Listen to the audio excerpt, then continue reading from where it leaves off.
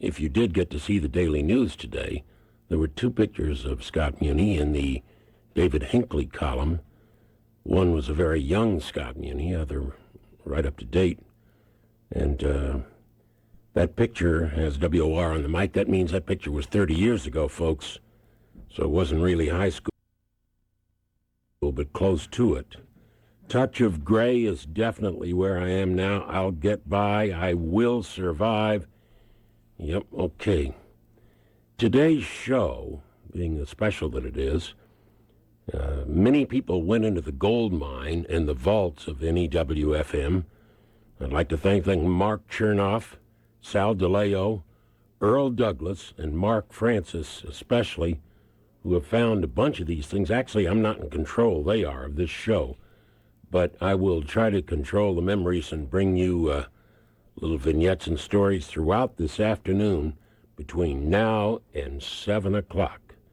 So, Touch of Gray is there in the 30 years here at NEW. 1027 WNEW-FM presents Scott Muni, year number 30. A friend of yours has come to visit us again. His name is John Lennon. Keith Moon and Pete Townsend have entered the studio, along with Roger Daltrey. Longing to be with you. It's nice to see you again. We've got an old friend who's come by to say hello. It's been a while since we've had a chance to say hello to Elton John. Hi. Good afternoon to everybody listening. It's great to be back, Mr. Muni. Billy, I'm going to let you move in right here. Billy Joel. Hi. It's nice having you here. Stop by and say hello to us. Paul McCartney. Good to see you after all this time. I have a friend in our studio now who just come in. Just started to say a couple of words to John Entwistle of Who, and John is in town. Solo, right, John? Yep, on my own. 1027 WNEW-FM. Welcome, Sting. Thank you. It's nice to be here. You've been absent for a while, and you brought a note from home. Our friend for a number of years. It's wonderful to be around the talented Joe Cocker, who is here with us live in London. And this is Mike Rutherford here. And this is Tony Banks here. And this is Phil Collins here. I just wanted to tell you it's nice to have you back where you belong here at home. And a friend of yours and mine. And it's just going to be good times this afternoon. Paul Simon is here. Welcome, Paul. And it is good to see you again. It's good to see you, Scott. You're looking good. Welcome, Brian May. Welcome, buddy. Thank you, Scott. Yeah. Very nice to be here. Welcome, Don Henley. Morning. Don is here to say happy anniversary. Our guest is David Bowie. Jerry Garcia, our guest. Welcome, Moody Blues. There's a lot of us, aren't there?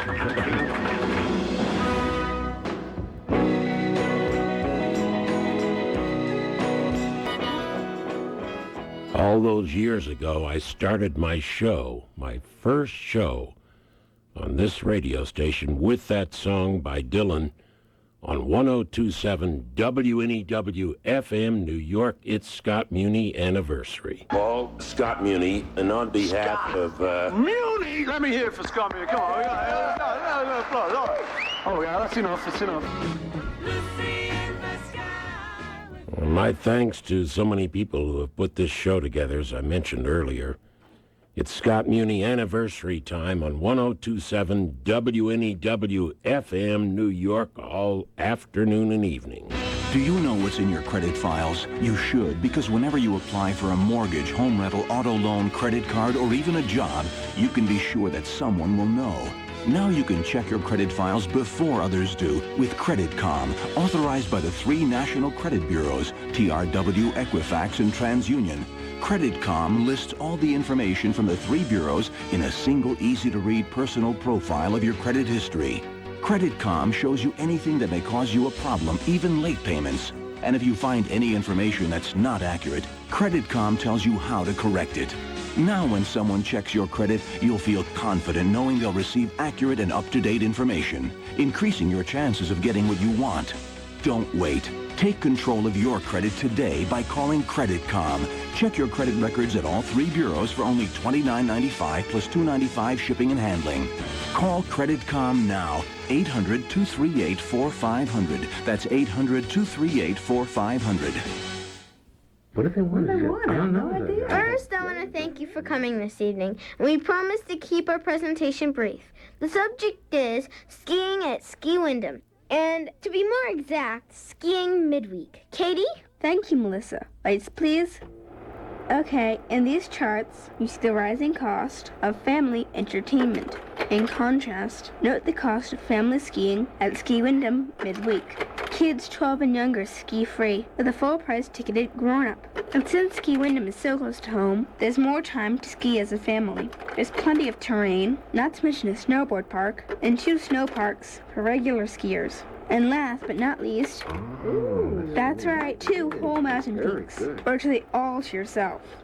Good job, Katie. In closing, we'd simply like to say, please, please. Ski Wyndham will resume snowmaking as soon as colder temperatures arrive. Join us on Friday, December 20th for our party in the Snowboard Park when lift tickets are reduced to $27 for all skiers and riders. Call 1-800-SKI-WYNDHAM. That's 1-800-SKI-WYNDHAM.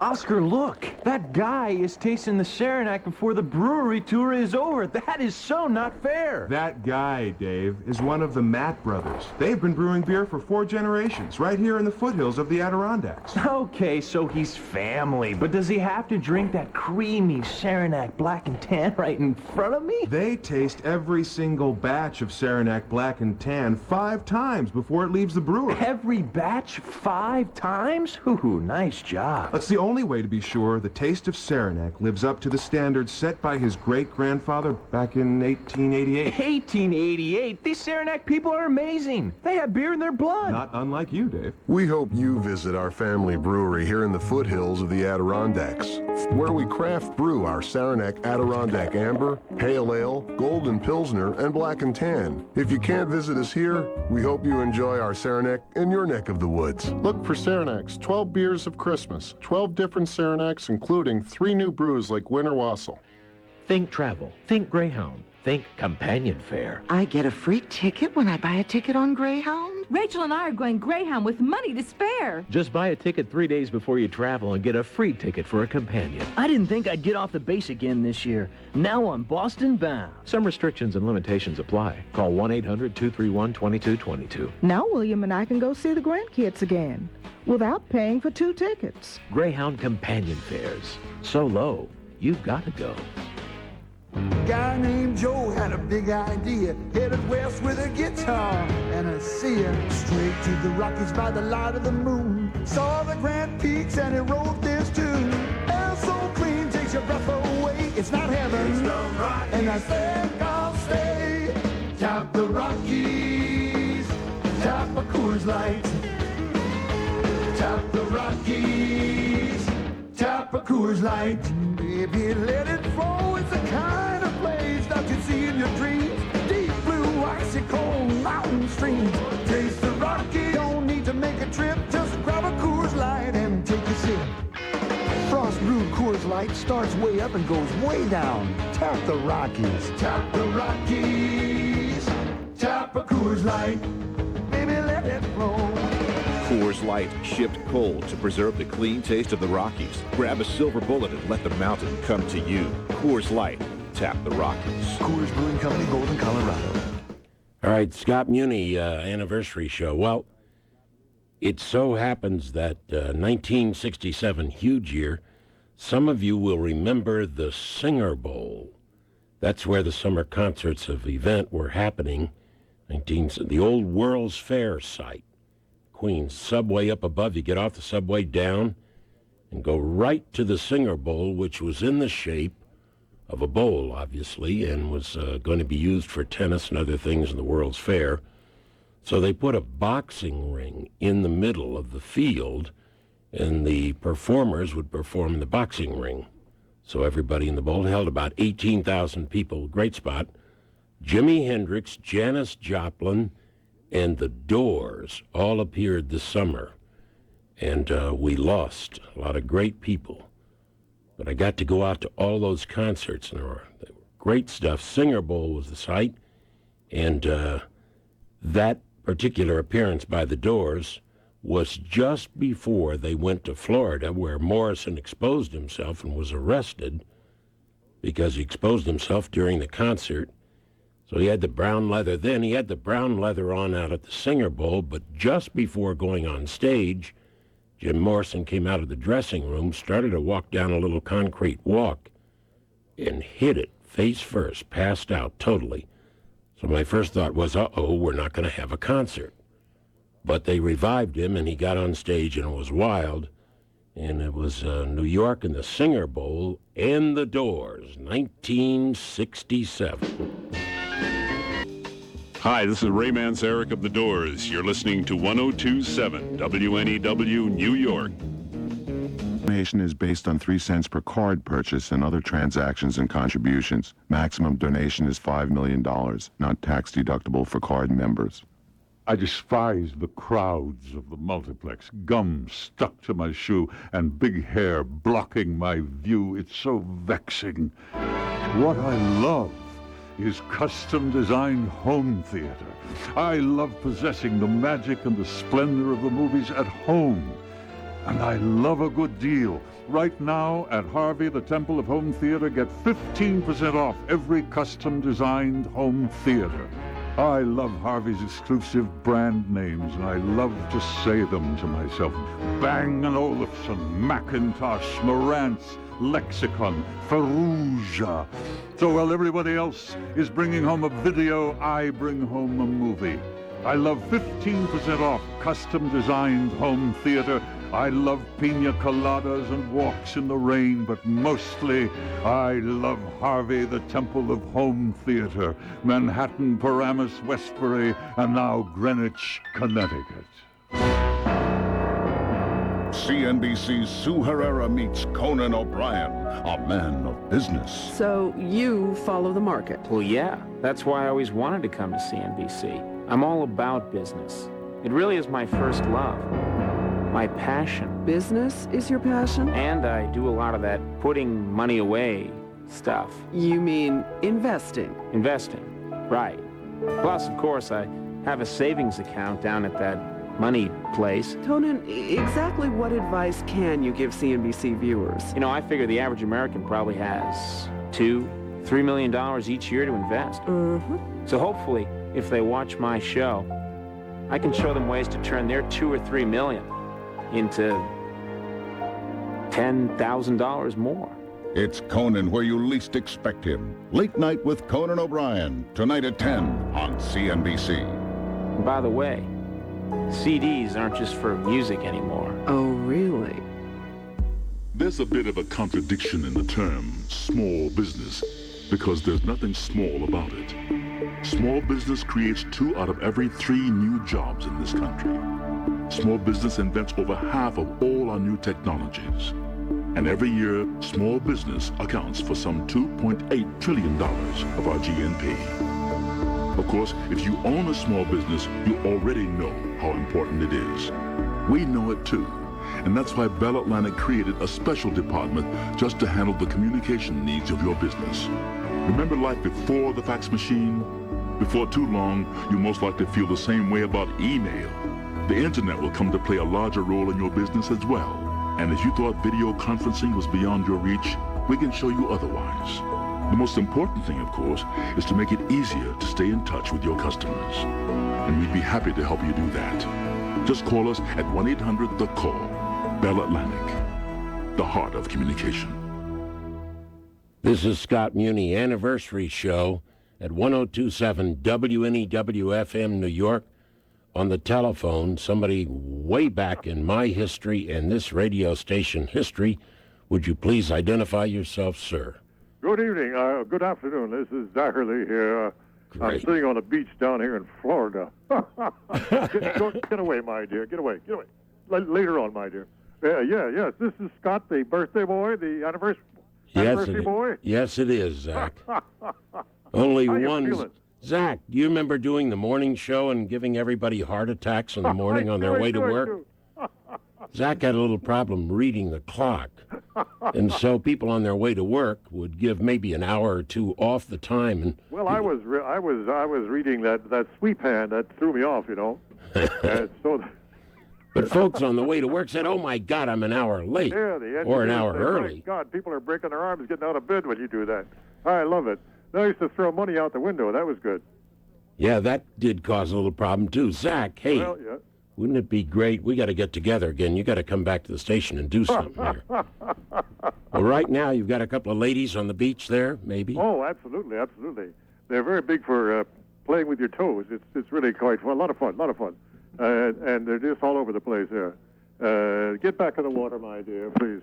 Why, I can remember the great old days there, of course, when you had the little disco over to the east side there, the girls in the swing. I remember that very well. Yeah, the Rolling Stone. Yeah, that's right. And all the LPs that came in was just overwhelming. Each week there was a stack of LPs came in. Unbelievable. And they all came to the station there. And was some great stuff. As a matter of fact, if you've got one in mind, which I think you do, an artist you had in mind that you liked that you were playing. Oh, yeah. Well, assume the role of disc jockey Zachary. All right, one of my favorite places of all time, I think where I had more fun in my life than anywhere, was the Fillmore East. And it's sad that it's gone, but it was great for about 3 or 4 years, I guess. And it's just a lot of great memories for everybody that listen to NEW, of course, who lived through those days and survived. We're all survivors. And this was a great song because, what was the guy's name? John something or other, who's a playwright, used to get out there and dance in his bib overalls as soon as Lee Michaels ran into this song here called, whatever it's called. What did I say it was called? Well, we're going to play it. You know what I mean, right? Do you know what I mean? No, exactly. Here it is. Yeah, all right. Well, you have yourself a happy time, and understand they're going to give you a big party, right? Thanks, Zach. All right. Thank you very much. Scott Muni at WNEW-FM in New York, and also from WNEW-FM in New York, part of our history, Mr. Jonathan Schwartz. Hello, Scotty. Hey, Jonathan. How you doing? I'm doing great. You know, I was just thinking that record by Queen that you just played, in my opinion anyway, is the greatest rock and roll record I ever heard, with the possible exception of Street Fighting Man. What do you think about it? Oh, it's just, it's just part of our history, but just think of the people that were in Cream, too. Oh, heavyweights of rock history. Oh, absolutely. I mean, do you miss us, Jonathan? Do you miss us here? Miss some of our music?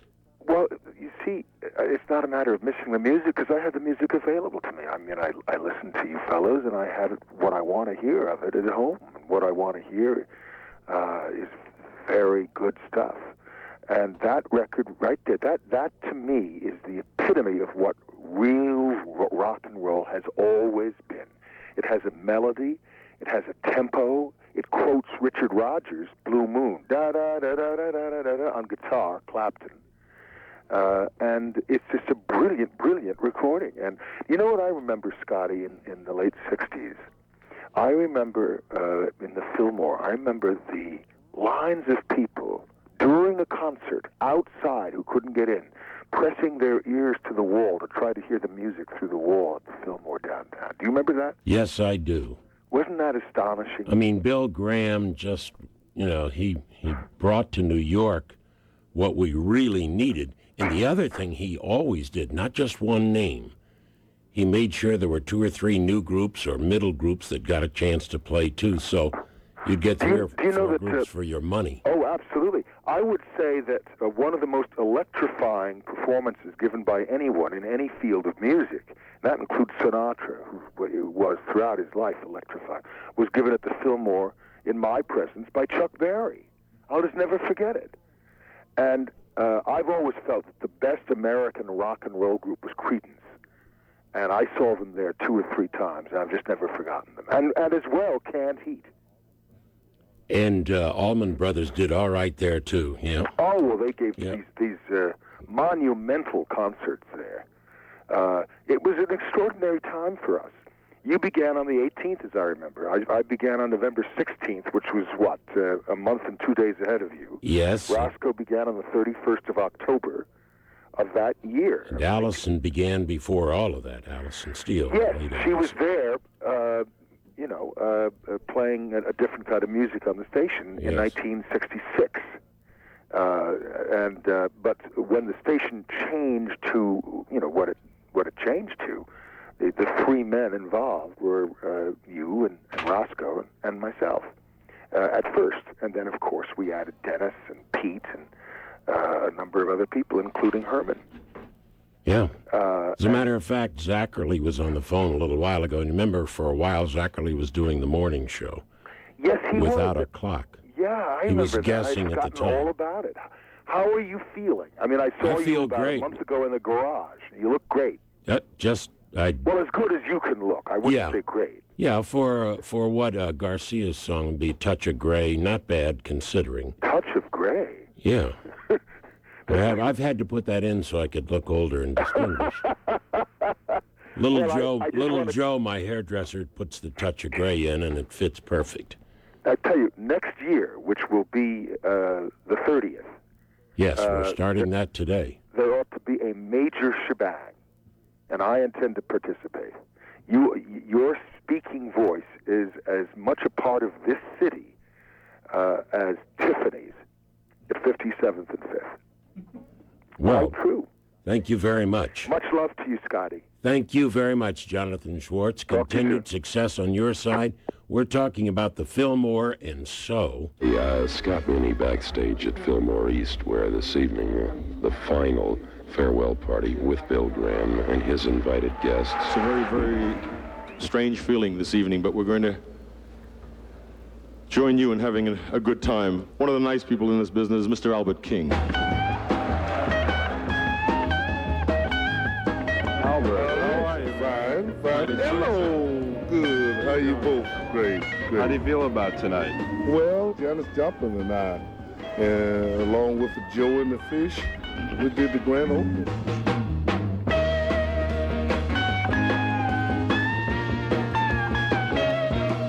Out of the Boston area, great sound, the Jay Giles Band. First, I look at the purse, babe. First, I look at the purse. Would you welcome, please, one of the happy sounds in music today, Edgar Winter's White Track. Rock and roll!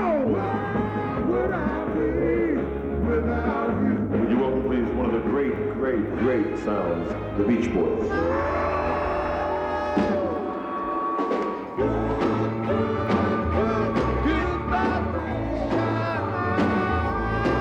The Karma King himself, Mike Love. This is a pleasure, Mike. Oh, well, it's my pleasure, too, you know, and all our pleasures tonight. It's kind of a far-out, joyous occasion, throwing rose petals over the Fillmore. Give me an M. Give me a U. Give me a C. Give me a K. The finest contemporary music. We're going to round it off with the best of them all, the Allman Brothers.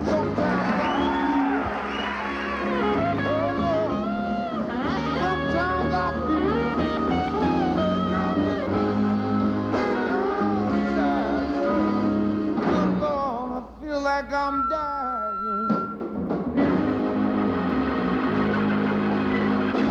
Thank you. Good night. Thank you very much. Good night. Thank you. You heard Bill Graham give the word. It's over. Good night and thank you. All right. Some great memories there from, as Jonathan had mentioned, Fillmore East, and Zach mentioned it in the closing, and our late friend Bill Graham, who had so much to do with bringing us great artists and great music to New York and San Francisco, of course, Fillmore West and Fillmore East here. One of the strange things that have happened here at NEW, as most of you know, we used to do lots of live stuff at the Hard Rock. And in 1986, not a rock star, but Robin Williams, the Robin Williams, a great comedy guy, he had an album live at the Met, but he said, "Hey, Scott, can I play disc jockey on your show because I need to practice? I'm going to be doing a movie, and in the movie, I'm going to be a disc jockey." I was saying, yeah, right, sure, you know. But anyway, I said, hey, having Robin Williams on the show, how can you lose? But you know what? He wasn't really pulling my leg because he did do a movie. So let's go to the Hard Rock first, shall we? And fun is synonymous with Robin Williams. Welcome, buddy. Thank you, sir. Thank you. Just nice to be here. Thank you. I'm so happy to be on the radio. I could drop a log, really.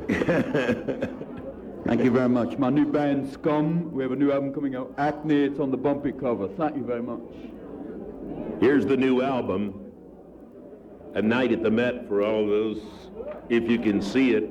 This is This really happened, Robin Williams, at the New York Metropolitan Opera House. Yes, sir. It's kind of like having a bris at Shea Stadium. It's a special night, you know. It's having a bar mitzvah in the Grand Canyon, the same feeling. It's a wonderful time. A tiny, tiny Caucasian man, normally with a place that's filled with ladies in metal bras, singing in loud Germanic voices. Yet he still sang, I don't know why I feel like William F. Buckley's in the back going, yes, go play that funky music, white boy.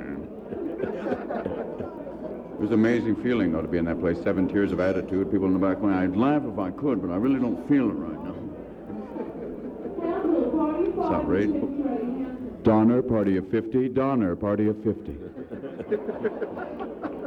Christ, party of 12. Christ, party of 12.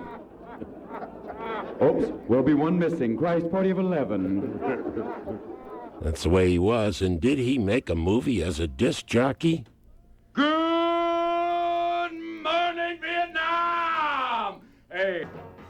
All right, some Vietnam-era stuff and some great fun with the immense talent of Robin Williams, who turned out to make a movie after all.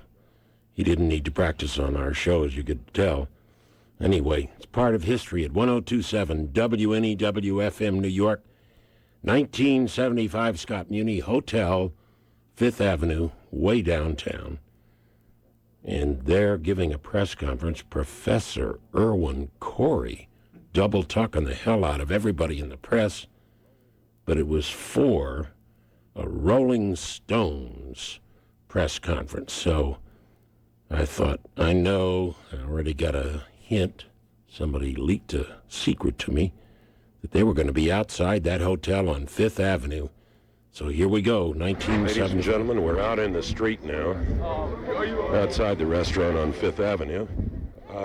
We're on the street, and there are a number of people out here, but now this is the surprise. The Stones are coming up right now on a flatbed truck. They're going to make an announcement right here from in front of the hotel on 5th Avenue and 9th Street. It's raining lightly. It's raining heavily, as a matter of fact. And shortly, I think we'll have an announcement from the Stones themselves. And maybe, if I'm looking at the flatbed truck correctly, we're going to have some music too. And that's the plan, and that was the surprise.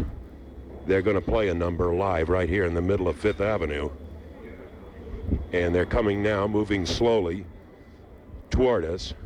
And here comes the truck now into view. They're going to pull up right in front where we are now. And they're going to be, yep, they are. There's Mick Jagger and the Stones. They're all here. Now you hear the sound. Let's pick it up.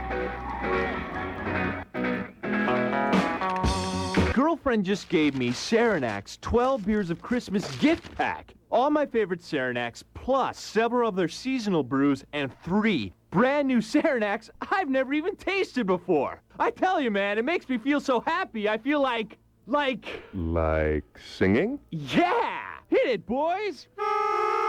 In the 12 beers of Christmas my true love gave to me, 1 Saranac Stout, 1 Adirondack Amber, 1 Pale Ale, 1 Black and Tan, 1 Wildberry Wheat, 1 Chocolate Amber, 1 Season's Best, 1 Golden Pilsner. Stay with me. 1 Maple Porter, 1 Winter Wassail, 1 Black Forest, and a Saranac Mountain Berry Ale. So, what do you think, Oscar? I think I know what I want for Christmas. What? Earmuffs. Look for Saranac's 12 Beers of Christmas. 12 different Saranacs, including 3 new brews like Winter Wassail. Let's talk high-tech. Let's talk today's Army. I work in air defense artillery on the Patriot missiles team. I analyze radio and satellite data transmissions and perform airspace surveillance. I compute coordinates, I guide missiles, track enemy aircraft. This soldier is preparing for her future career by getting high-tech experience now. What about you? Maybe you should consider today's Army. Call 1-800-USA-ARMY, paid for by the U.S. Army.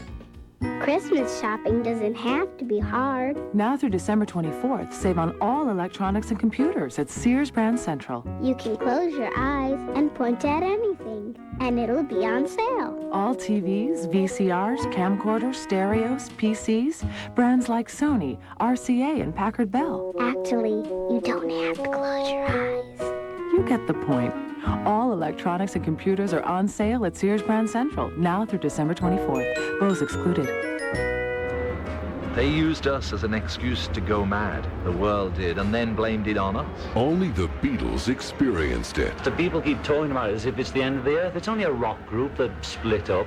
It's nothing important. Only the Beatles can tell it. To me, the Beatles were always a great little band. Nothing more, nothing less. The Beatles Anthology. The complete story told by the Beatles themselves through music and video. USA Today calls the anthology a nostalgic joyride. Time magazine raves. This is not just candy for Beatlemaniacs. It's tonic for the soul. A precious window into the most lucrative creative collaboration in the history. 1027 Wnew-Fm in New York, anniversary with so many great memories. A miracle of music and of concerts happened in 1985, July of 1985. Live Aid concerts. Those of you who remember it know that all these superstars, including even a reformation of Led Zeppelin and everything, took place, and everybody had to be timed perfectly. I mean, they said, you're going to be on stage 12 minutes. You were on stage 12 minutes. Larry Magid, the promoter in Philadelphia, Bill Graham, and Harvey Goldsmith coordinating in London at Wembley. So Live Aid was going on there and in Philadelphia, and everything was coordinated to the point where for the finale, everybody was on stage exactly on time it was supposed to. As Bill Graham said, Jesus, I think we missed it by 1 minute. Beforehand, they set up a Hard Rock on the site in Philadelphia, a cafe for the artists to, hang out and enjoy themselves, an actual Hard Rock cafe, and they had the fire hoses out because it was July to cool folks off, spray them down, and history was made at Live Aid. And I was there early on as they were constructing the stage and the Hard Rock and through the rehearsals and right to the end. What history. History was made, of course, but this stage, as huge and magnificent as it is, the crowd, the artists hugging each other, the concert that has made history that probably never again will be duplicated. I don't know how we can do it. Uh-oh, we're going to have an encore. Let's do it one more time. Yes, everybody.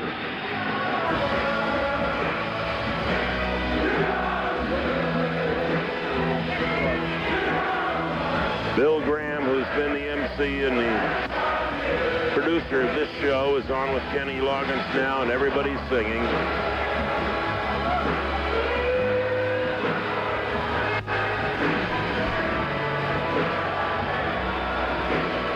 More than 1 billion people worldwide. 1 billion. That goes in the Guinness Book of Records, folks.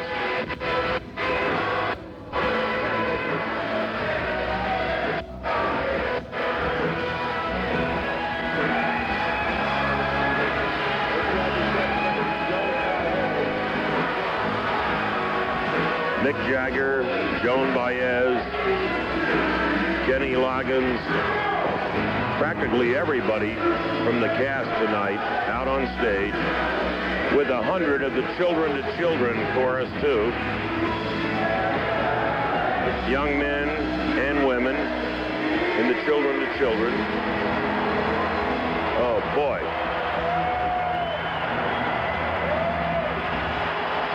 And not one person left a seat at JFK Stadium. No one missed this finale. No one.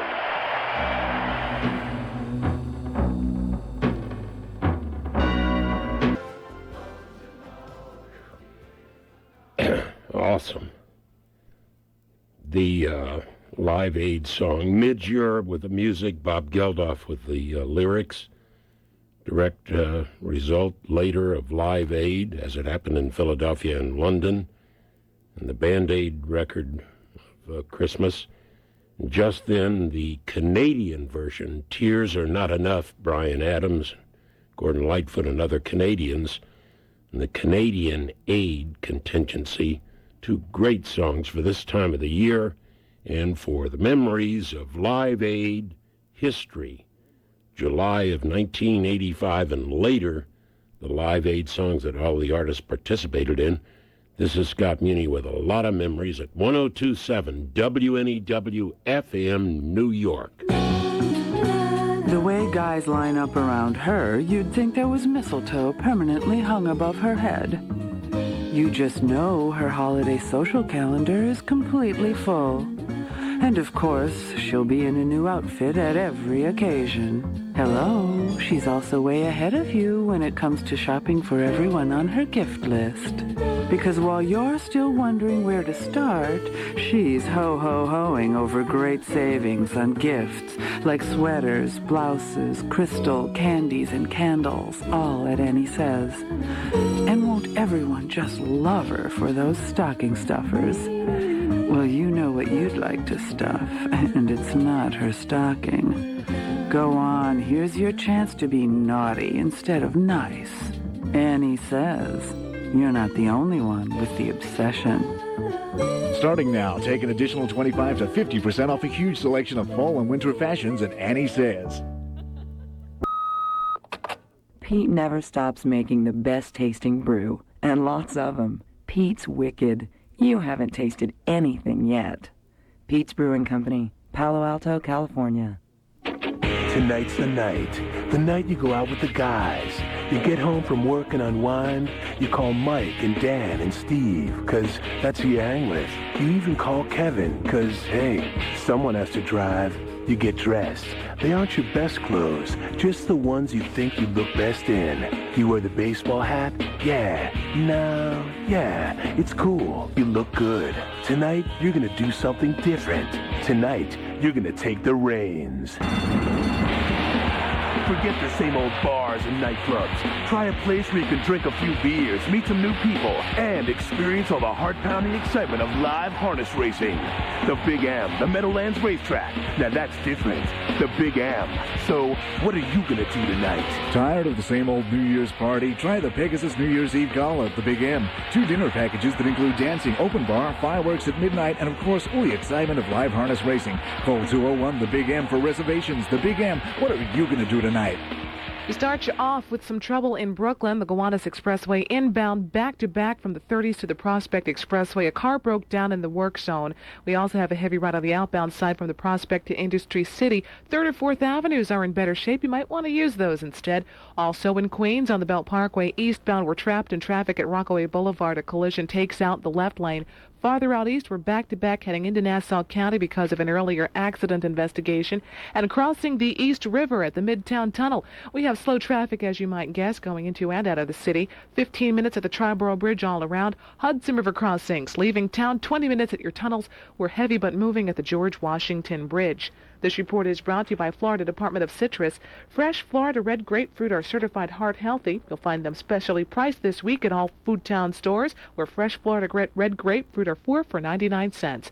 I'm Elise Patrick on 102.7 WNEW-FM. Thanks, Elise. It's Scott Muni. And I didn't know there were going to be 5 discs in one album. And it would be a box that would make history. The date was April 5th, 1971. And I went with the Columbia folks and the group to Carnegie Hall. Good evening.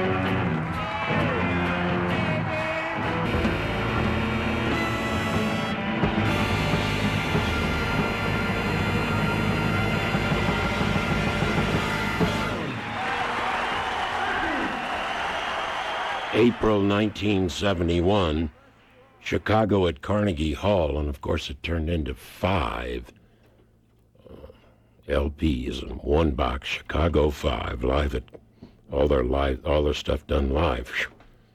Some history made at 102.7 WNEW-FM. Scott Muni, remembering some things now, listening to your radio through your lifetime of listening to records and different artists and everything. A poker game on radio, you don't see it, but you hear it. That happened. And Jerry Garcia and Bob Weir were up and talking about Terrapin Station, a new album to be released. It was also April of 1977. And I found out after the fact, of course, that Bob Weir obviously had stacked the deck for Scotso to get a great hand. We're Wnew-Fm in New York. That's the Grateful Dead, in case you didn't know. We've been playing some of their music because Jerry is here and Bob is here, and they got to go shortly. So before you run for office, Bob, I mean, you want to talk? Talk about Betting's to you. I'll see your 10 and raise you a nickel. You want any cards? No, thank you. Scott, you? No, I'm Pat. Okay, dealer takes 3. Uh-oh, I think we're in trouble. Those 3-card draws always killed me, you know. He drew 3 cards. Where'd you get those 5 aces? Yeah, that's what I want to know. Well, he better not have. I got 4 over here myself. I kept a kicker. I don't want these ones with the pictures. What am I going to do with all of mine? Shake the deck down right away. If you guys want to play a little cards later when you're through with that other session, I mean, you know, it's okay with me. I think maybe better do some music, though, tonight.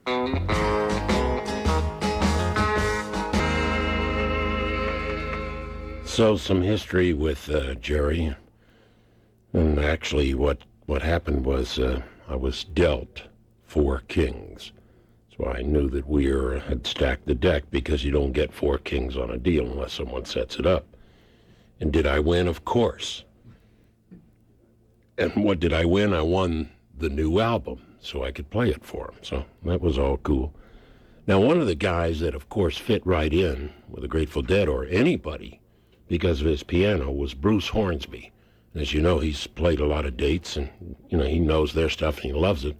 But it's that way with each musician. With one day, Bruce Hornsby stopped in the afternoon and had the instrument with him, and he's such an incredible guy. I mean, what he did with various artists and what they do, how he explained it on the keyboard, was just flabbergasted. I mean, you know, Bruce Hornsby has what talent with those keys.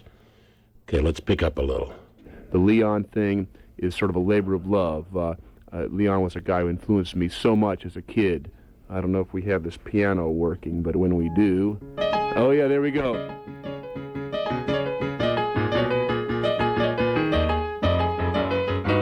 I really copped the Leon Russell. You know, he was one of the first real influences of mine. And working with him, he's taught me all his stuff, all the real gospel... sort of thing, you know, that real hard driving Leon piano. I've always loved that, and sort of, it's great for me. I mean, hopefully I'm helping him out, helping to sort of bring him back and make a new record with Leon. Yeah, but I'm getting a lot out of it too, because I'm sort of learning at his footstep. You know, just sitting there watching him do it is just the greatest. I learned some things about how Little Richard used to play old rock and roll, and just recently from Leon, and it's just you recognize the sound. It's the it's a very dissonant style. He would just play these octaves and just play anything in the middle. It's just a wild old style. It's kind of Leon also played the same way. And I was just trying it out on my own old record. It was working. Welcome back, and Bruce Hornsby is our guest. Bruce, give me a little Robbie Robertson there. Give me a little Robbie band. Robertson, let's see. Piano Magic from Bruce Hornsby on 102.7 NEWFM New York. Happy anniversary to you. Happy anniversary, Scott Muni. Happy anniversary to you. Wow, the whole staff plus. Whoa. Wow. Hello, Dennis Elsas. Hello, Scott Muni. Hello, Pete Fornatel. Hey, Scotso. And hello, Dave Herman. Hey, what's happening, Fats? All right. Some great memories. We got them here today. WNEW, we got it. Everybody together?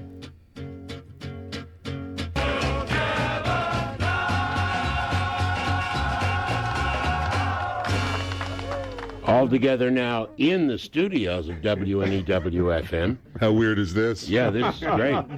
Woo! Got all my former buddies here, Dennis and Pete. Pete, you were here to help us with the Hungerthon. Oh, yeah. Over $400,000. That was great. So you got to see the new studio. Dave, you haven't. No, this is my first time here. This is outstanding. Looks like a nice place. You'd like. It would be a nice place to work, I'll tell you that. What do you think, Dennis? I've been here, but, it's looking even better. I haven't been in a radio studio in a year. State of the art, yeah, right, yeah. Maybe if we get some wire brushes to get some of the rust off, we could really get the play, give it a road test. Look at the four of us all sitting. When was the last time that all four of us were on the air together? Do you know, Scott? We gathered together. We were on this very date. We were in a different building, of course, but your 20th anniversary, which would have been 9 years ago. I'm going to test your memory now because it was a Friday, and immediately afterwards, we went for one of our great Christmas concerts. Can anybody remember what that was? Was it Yes? Why was it 9 years ago and not 10 years ago? Because this is the 29th anniversary leading into the 30th year. Into the 30th year, I got you. No, what was it? It was Yes at the Meadowlands. Oh, yeah. Yoko joined us on stage. I was going to say Emerson, Lake, and Palmer, but that was 15. That's right. Wasn't that the stage that it was like ramped very, very severely? There was an angle on the stage, and everybody had really and slippery, very, very slippery, and everybody had trouble walking on it. Yeah. It was it kind of like went up on up a hill. Mm-hmm. I remember that. But Yoko had some trouble walking on it. So did we. Earlier that afternoon, we had done one of these. That might be it. That might Dave, be the last time. you opened the show with Scott between 2 and 3. Pete and I came on later on, and we just talked about Scott's 20 years on WNEW-FM. It was a Friday, December 18th. The very first one was strange because it was, of course, the 18th of December. It was my first day on the air. Also was the first Christmas party that NEW ever had for the employees. That party's still going on. I knew one employee. I knew the general manager, George Duncan. Mm-hmm. He's still partying. Yep. No, he hasn't. Unfortunately, George left us. But George was a great radio person, but I didn't know anybody at all. Hello, party. No. Welcome aboard. Yeah. Do you have anything from that last occasion, Dennis? I don't know if Mark or Earl have carted up anything that we may have done on that particular day. Do you remember a young lady? Is that young? Oh, now the whole party comes back to me and say young lady. I think her name was Francine. Was that? I hear it's your 20th anniversary, isn't it? Mm-hmm. Well, my name is Francine, and you look a little warm. I'll tell you, this guy is very sexy, but he's too dressed. So we're going to undo a little do bit. Me. Do me? I mean, do undo me. Yeah. Do me till it falls off? That's yeah, perfect. Oh, here, wait. We have a little tinsel here. We're going to just wrap it around. Stripper. And a stripper. Is that what you said? I hear the music. Well, we could use some music. Do we have some background music here? Put the lace in there. Take that lace off my shoulder because it's going to make me topless. I'm saying. Oh, my God. Oh, my God. Now we're both. The guy moved. Oh. Woo! Wait, one more from here. Do you believe we're doing this on the air? This good thing is not TV. I've got a little message for you, but it's down in my G-string. Well, take a message to, what's his name? You guys want to get a peek? Here, guys. Do me a favor. Go get your happy birthday. Oh, sorry, your happy anniversary telegram. It's down in the G-string. It's uncomfortable. Is it? No, you can't use your hands. Oh, my It's goodness. Christmas. Ooh. I can't find it. I can't find it. You can't find it? What are you doing down there? After all these years, I can't find it. God damn, it's tight. Oh, yeah. Folks, this is a Technicolor. This man has never been this red in his entire life. Now, dear Scott. Come up for a little air here. Whoa, check out this outsy belly button. Everybody else does it the other way. I like it out, Let it all hang out. Now, on this You didn't get to my belt yet. No, on this special day, we thought we'd celebrate in a kinky way. Is this kinky for you? Well, it's a start. Well, we got you this gift to give you a lift. How am I doing? Good. All right. Little guy did. Because we know that a man of your style and class, you appreciate a fine piece of artwork. With much love from Paul Rapp, Jimmy and Jerry over Columbia Records, they want to say, happy 20th anniversary. Okay, well, that's a nice way to do it, guys. Goodness gracious. I just saw all those goodies there. Hearts. Somebody want to take a pulse check here? Woo! Goodness gracious. Well, your pulse is still not up. what? Yeah. Why don't we? We'll put on a long cut and let's see what happens. Play a long record. About a minute and a half is all it's going to take. Well, that's so. That was what, 9 years ago today. See now, I mean that's when NEW knew how to throw a party. I mean, obviously, she was. I remember. Huge, too. Well, I also remember, and I guess you guys, too, where there was a time when I even had to sign a piece of paper with the general manager because I almost lost my job because of Elton John. Oh, yes. Elton John was doing commercials that day. Yes, and he had been doing his commercials and having many swags of brute at that time. I think he has since cleaned his act up totally. I think this is one of the most bootlegged pieces of tape from the radio stations. It has been all over the world. This has been edited. Because obviously, I hope if this isn't edited, or we're in a lot of trouble. And of course, this was in the 70s, and there was no shock radio of any kind. So Elton really shocked. Oh man, did he? I mean, people are saying I pulled off the side of the road because I couldn't drive. I couldn't believe what I was listening to. Okay, here it is. Elton John is our guest at Wnew-Fm in New York. Now, as long as you're going to be DJ, remember you have to do some work too. Okay, Elton, is that all right? Yeah. Now wait, we have a music bed behind the commercial that you now have to do. I'll hit the music bed, and it's a little ding, ding, ding, ding sort of thing like that. All right. Let me let you hear it first. Okay, now go ahead. Okay, hi. If you want to room your boyfriend or eat pussy, the Pink Pussycat Boutique, New York's #1 exotic novelty shop, now has New York's largest selection of fantasy items for men and women. Blow-up men with penises every size, women with authentic penis. The Pink Pussycat has expanded every department in his Greenwich Village mini department store. Expanded leathers. Oh. Expanded lace. Ah, expanded. Well, that's the word I like to hear. Well, we just can't mention the rest on the air. Go see for yourself at the Pink Pussycat Boutique.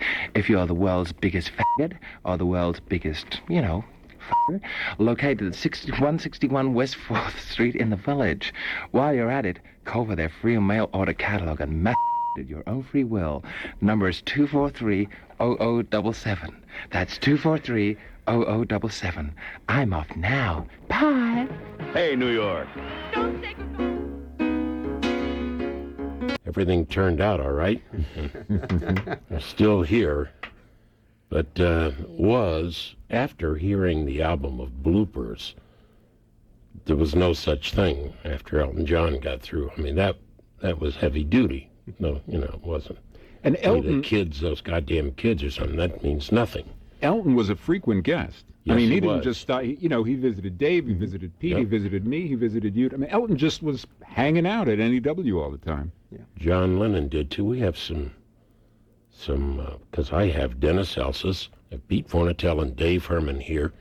We're going to go back to an event that we all shared together, and a whole bunch of other things coming up in just a couple of minutes at NEW-FM New York.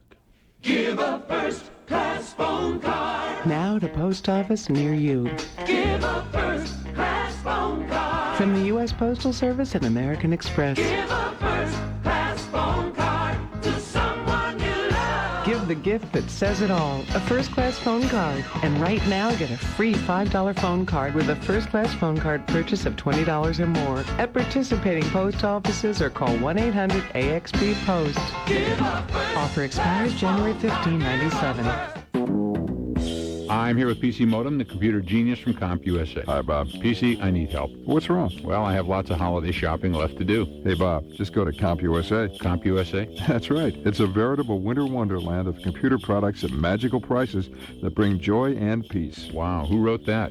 It was in the first draft of A Christmas Carol. They should have left that in. I know. Come to CompUSA for the Print Shop Deluxe 3 CD for Windows from Broderbund Software. It features dozens of versatile projects and over 4,500 graphics. And the Broderbund Print Shop Deluxe 3 CD is just $9.99 after $10 manufacturer's mail-in rebate at CompUSA. PC, CompUSA makes it easy for holiday procrastinators like myself. And you consider yourself a procrastinator, huh? Well, let me put it this way. I just went out into my backyard to look for Sputnik. Good luck. Be sure and pick up a CompUSA gift certificate this holiday season. With over 5,000 computer products at guaranteed low comp prices, it's the perfect gift for anyone of any age. Do you know what it's like to own your own business? To wake up every day wondering if it will end in the red or in the black. To know that every week, no matter what, you've got a payroll to meet. To know that all your employees and their families too depend on you to be a success. Sure, it's tough out there, but it's not what it's all about. Facing those challenges, looking for new ways to compete, getting better and better at this thing you love, this business. Well, Bell Atlantic can help you. We can help you find new ways to be more productive. We can help you find new and better ways to stay in touch with your customers, whether you have one business phone or 100. Everything from cutting-edge voicemail systems to ISDN lines, from network phone systems to high-speed data transfer and video conferencing. And it never costs you anything to ask for advice. Just call us at 1-800-THE-CALL. Bell Atlantic, the heart of communication. Great seats. Yeah. Hey, where'd everybody go? Listen, sport, they're on the phones. Because every day we're giving away $5,000. Just complete a collect call with 1-800-CALL-ATT and you can instantly win $5,000 right then and there. 1-800-CALL-ATT. You could win. No purchase necessary. Void where prohibited. U.S. residents 16 and older only. Ends 12/31/96. Only domestic calls qualify. For official rules and free entry, call 1-800-231-2292. Jingle, jangle, jingle, jangle. Well, it's Christmas time once again. Everyone's heart is full of cheer. Christmas brings a lot of joy. Christmas here once again. Jingle, jangle. What makes Christmas so nice? Girls and boys are full of cheer. All it is it's Christmas time. Christmas here once again. Jingle, jangle. Jingle, jangle. This holiday season, we wish you joy. May you find abiding peace and happiness in the year to come. Happy holidays from all of us at Nobody Beats the Wiz. Jingle, jangle. Here we are, Oscar, the Saranac Hop Room. Hey, Dave, this is where they keep all the imported and domestic hops. Oh. They give every Saranac beer and ale its own special taste. Hey, look at this. It says Fuggles? Right, Dave.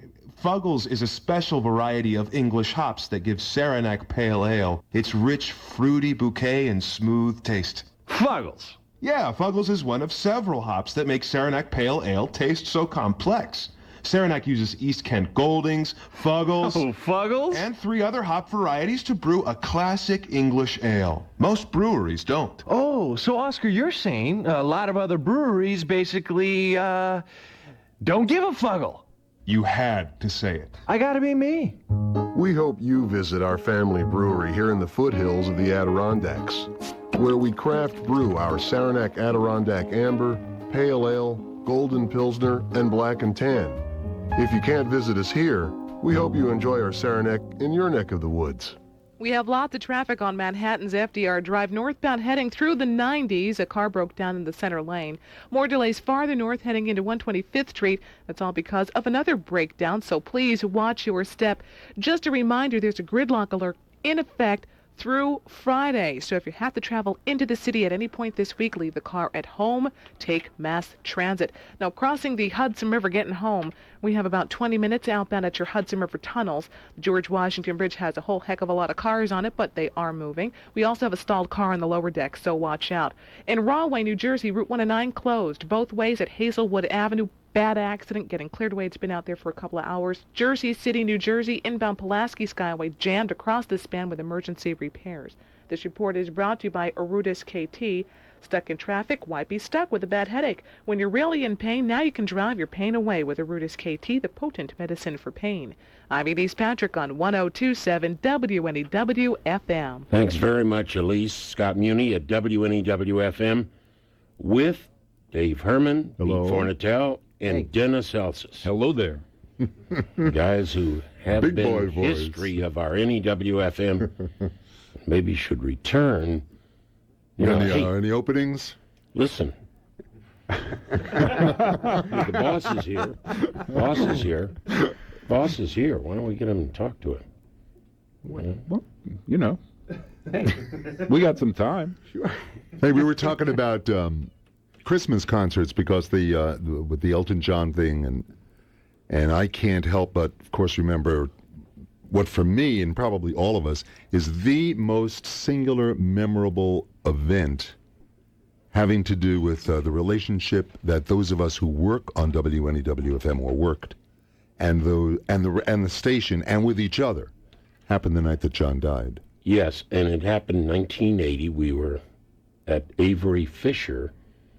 So we were at Lincoln Center in the neighborhood, and the show had just ended. Marshall Tucker Band had just finished. It was the Christmas concert for cerebral palsy. And we were set to have a party with the artists and all of us from the station. The food was all there, and I was getting out of the Santa Claus suit, and a nurse came up and said, it's a very important telephone call from the radio station from Vin Scelsa. Vin was the only one who was not at the concert because he was on the air. He was on the air. So I went to answer the phone, and Vin said, Scott, John Lennon's been shot, and he's been rushed to the hospital. So I went running down to all the staff and said, we had a couple of news people run to Roosevelt Hospital to see, and somebody else go over to the Dakota and see what we can find out. And it ended up that we had no party, of course. All of us went back to the station and joined. But here, this is the most interesting point, I think. Right. Nobody ever said, everybody back to the station. You never said that. Nobody said that. No. We all just left dazed, as everybody who had heard the news. We were equally as just dazed and in shock. And everybody kind of left the building, wandered out. No one went to the party. I mean, all the food's still there as far as I know. We all walked into the street, but each one of us alone. Nobody was with each other. Nobody wanted to go home. I mean, I just remember telling my wife, Nancy, listen, I got to go back to the station. Everybody did that, even though we didn't say, let's all go back to the station. Everybody in his own or her own way wandered back to the radio station, and during the course of the next 40, 45 minutes, everybody just showed up, and everyone was in the studio. Every single person, all of us, were there with Vin on the air and stayed on the radio most of the night. Talking to people who wanted to talk to people. Yeah. Vin was brilliant that night. We've heard those tapes. In fact, I hear that this year, oddly enough, the 8th fell on a Sunday, and Vin was on the air and used some of that material, and it has not lost an ounce of its power or its ability to evoke those feelings and that night and that event. It was a remarkable piece of radio. And in between the time that we all walked out of Lincoln Center, knowing John had been shot and taken to the hospital, and by the time that we arrived at the radio station was when it was determined that he was gone. So we all learned that he was dead when we got into the station, because it was, maybe 20 minutes or a half an hour later. And as you mentioned, Avery Fisher Hall, there we were on 64th Street, and John had been shot literally 8 or 9 blocks away. So it was just... And all of us also had spent some time with John Lennon. John Lennon also had been a visitor at WNEW-FM. Many times. He was, and he kind of wanted to adopt New York and knew that we were there and loved coming to the radio station.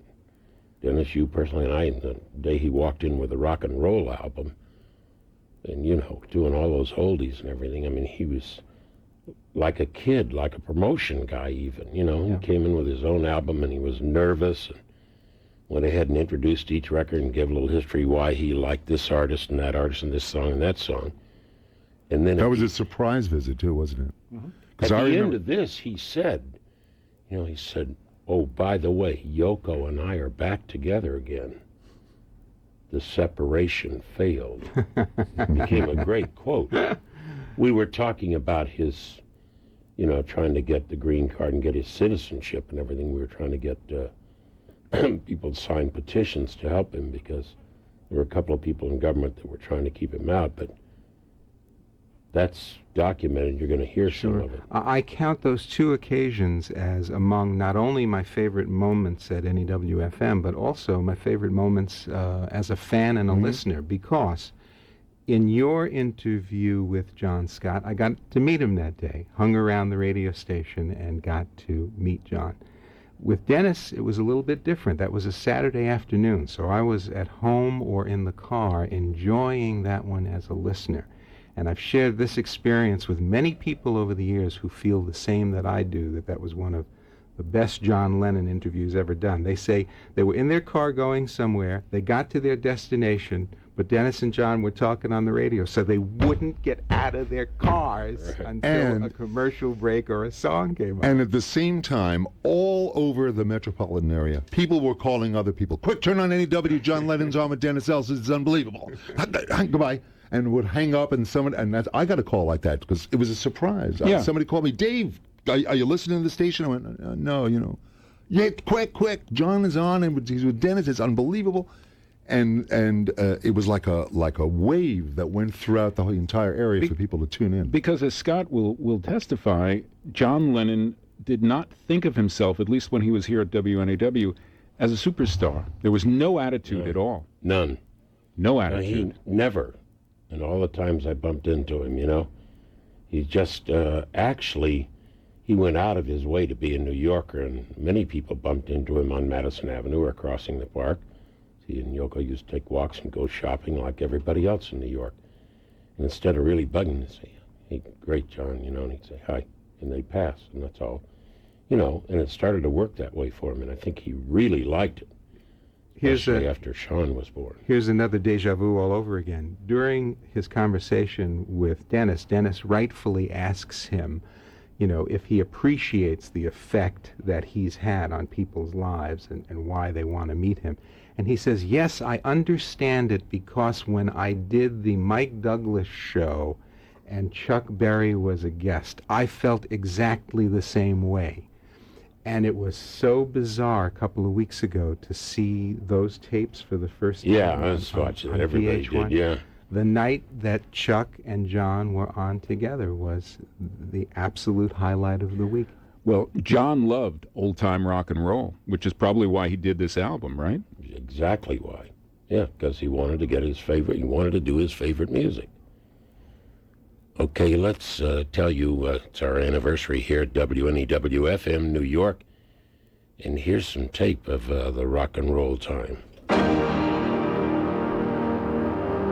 friend of yours has come to visit us again. His name is John Lennon, and we have enlisted you today, as long as you're here, to play the role of the air personality or le Jacques du disc or whatever, the disc jockey, because you have a brand new album coming called Rock and Roll. And there's a lot of stories, a lot of things to be said about it. Right, it's a long story. But since you're going to play the host and talk about the album as we play it, cut by cut, and introduce it to those that are listening, folk who I know are curious and wondering, a new John Lennon album, what is it about? Well, it's a rock and roll album by the title, and none of which I wrote. It's all, you might call it oldies but goldies. I was calling it oldies but moldies when I was making it. And some of them are, quite a lot of them are cuts I was singing when I was 15. That's around 1955. some of them are the first songs I ever learnt that were rock and roll, ever learnt to play on a guitar. I even started on banjo originally. And they're some of my all-time favorites. There's about 14 of them on the album. Wow. And I could have gone on forever. I had to stop. Did you do a larger amount, a whole bunch of them, and then decide on these, or did you just do these as you could? Or did you go to a session and just complete them all? Well, it was the album was in two phases, as it were. It was started in '73, actually, when it was a brand new idea. Right? There's been a lot of oldies but goldies since then. I started with Phil Spector, and the tracks that I did with him, he produced. I just wanted to be a singer. And to put it simply, there was some psychodrama, and it sort of fell apart. And then there was a long spell where, for one reason or another, I couldn't get hold of the tapes. And then I did Walls and Bridges. And then I got the tapes the day before I was going in to do Walls and Bridges. So I did Walls and Bridges, and then I started sorting through the tapes I'd done with Phil. I chose the ones that I thought were good enough, because some of them are a bit weird, you know. And and then I went back in the studio after a few weeks rest from Walls and Bridges, and cut enough to make a full album of material, and here it is, you know. Let's start with the first cut on side one, John Lennon's new album of rock and roll. Gene Vincent's, well, my version of Gene Vincent's Bebopalula, one of the first songs I ever sang, and the first day I sang it in public with a real band is the day I met Paul. Oh, you met Paul for the first time then? Yeah. We hadn't left our little town of Liverpool then. Right. And it was at a church hall garden party, and I was performing with a mutual friend of Paul of mine's, only I hadn't met Paul before. Another mutual friend who lived next door to me brought Paul along and said, you know, I think you two will get along. And we met that day, and I was doing Bebopalula that day. And it's always been one of my all-time favorites. Yeah. Was Gene in England at the time? I think he... not at that time. Sooner or later he moved there. Yeah. The first time we met him, the Beatles met him, we met him at the Cavern, Liverpool. And Brian Epstein used to be very clever. That was our late manager, the Beatles' the first real manager. He used to bring the rock stars that were really not making it anymore, like Gene Vincent, Little Richard, no reflection on them, but they were coming over there for that reason. And he'd put us on the bill with them as second billing, you see. So we'd use them to draw the crowd, and then they'd see us. And we met Gene Vincent backstage. I mean, backstage, it was a toilet. And we were thrilled. We were later in Hamburg with Gene Vincent and Little Richard.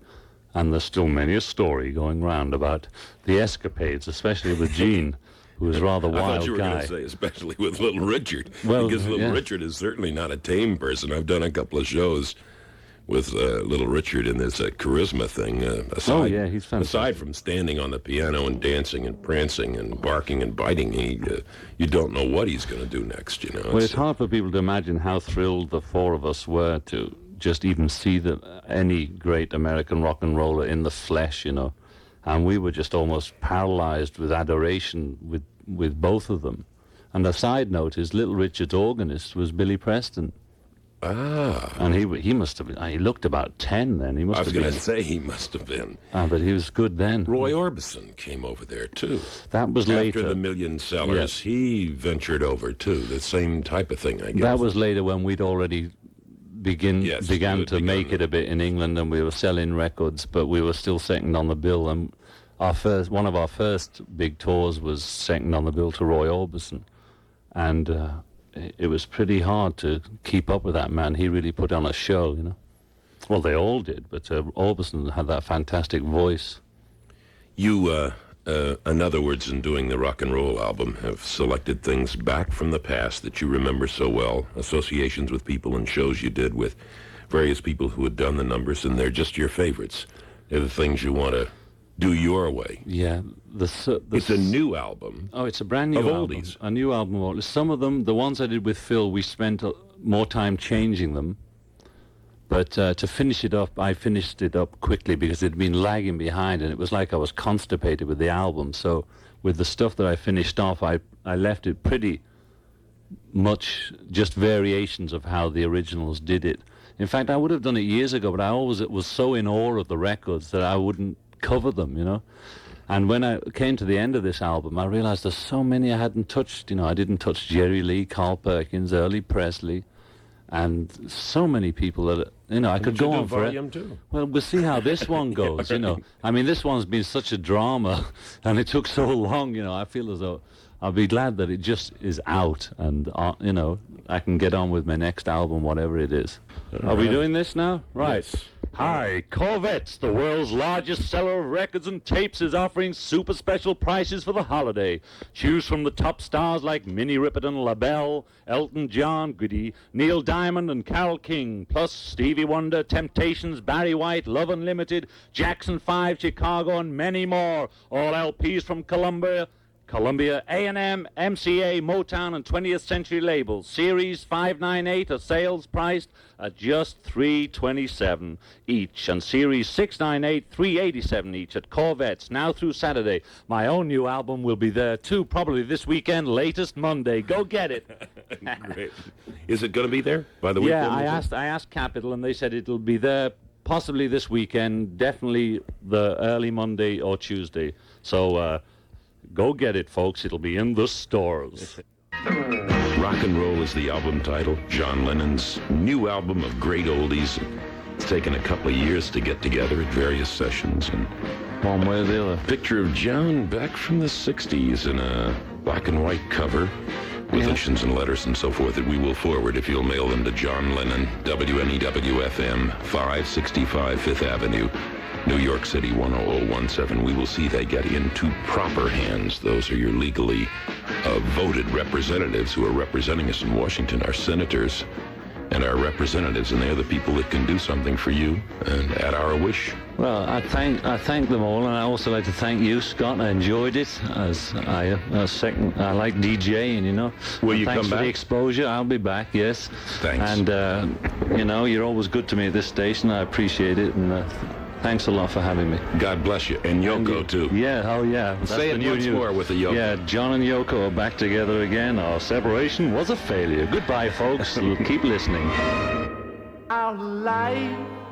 Brooklyn, not the place to be. We have lots of traffic on the Gowanus Expressway inbound. Stop and go Snag Industry City to the Prospect Expressway with ongoing road repair. Also in the Park Slope section of Brooklyn. We have a transformer fire, 3rd Avenue at East 12th Street. There's a hazardous material situation as well, so please steer clear of the area if at all possible. Crossing the East River, 20 minutes on both sides of the Whitestone Bridge, 15 minutes at the Queensbound Triborough Bridge, and the Throgs Neck, really just 5 minutes in each direction. Hudson River crossings, leaving town, 15 to 20-minute delays at your tunnels. A slow ride at the George Washington Bridge, especially on the lower deck where there was an earlier stalled car. Into New York, half an hour at the Lincoln Tunnel. That's your heaviest. Route 1 and 9 remains closed in Rahway. That's in both directions at Hazelwood Avenue because of a bad accident getting cleared away.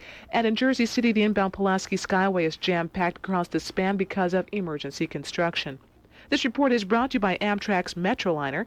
Check out the LED message kiosk for timely information on traffic and weather. Amtrak's Metroliner, 15-minute departures daily between New York and Washington, D.C. Metroliner, the smarter shuttle. Call Amtrak at 1-800-USA-RAIL. I'm Elise Patrick on 1027 WNEW-FM. Thanks very much, Elise, keeping us up to date. When I say us, I'm not alone. Actually, as I mentioned at the top of the show and should mention again, that I wasn't going to have anything to do with the show because Earl Douglas got together with Mark Chernoff, Mark Francis, and Sal DeLeo and went into the NEW vaults, into the gold mine, and found all these things, and then told me what I was going to be doing. And then I've been joined by Dave Herman and Pete Fornatel and Dennis Elsis, and so we're going along here, sharing some history of the world's greatest rock and roll radio station, WNEW-FM. All of these guys were part of that, and are over now. See, the papers have been filled in here.